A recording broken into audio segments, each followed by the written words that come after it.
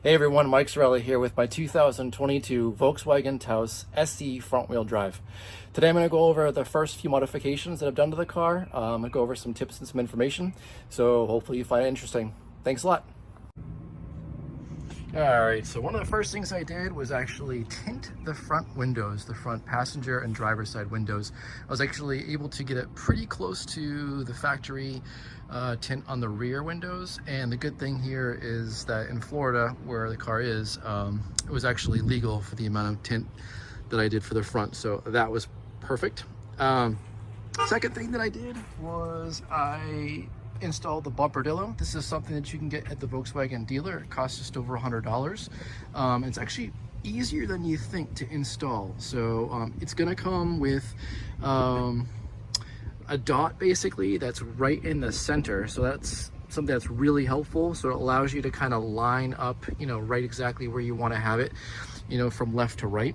One tip that I would say is when you're installing it, you definitely obviously want to use that sticker for the center, but in terms of where you want it front and back, before you set it down and take off the adhesive, you just want to set it in place, and you want to get a kind of feel for exactly where you want this lip to kind of ride on the side of the edge here of the bumper.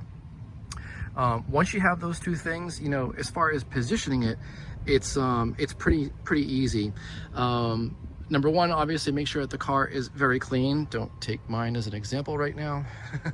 And actually the Bumperdillo will come with a little alcohol swab. So, have the car cleaned, use that alcohol swab. So it's actually gonna get the car really nice and squeaky clean. It's gonna fix it really well.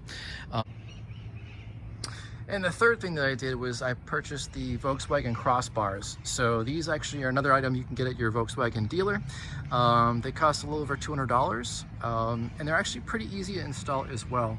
A couple of tips, before you put them on and try to mount them, you'll notice that one is definitely for the front and one is definitely for the rear. The front one's just a little bit wider, so you'll notice that fits on pretty well. There is a little sticker on both of them. It's not super prominent, so you'll be able to figure out which one goes in the front, which one goes in the rear.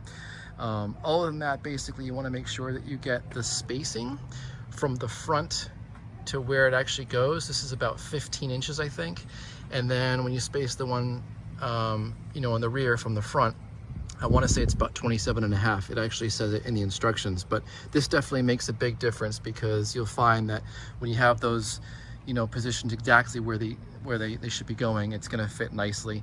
You'll find that the fittings will, they'll close properly, and then you just basically slide this over after you lock them in place with the plastic key.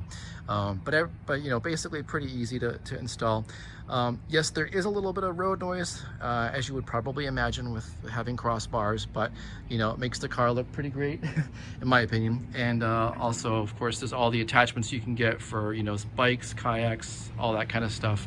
So I definitely recommend them. Thanks so much for watching today. If you have any questions, just leave them in the comment section there. And if you would, please subscribe for more videos. Thanks so much.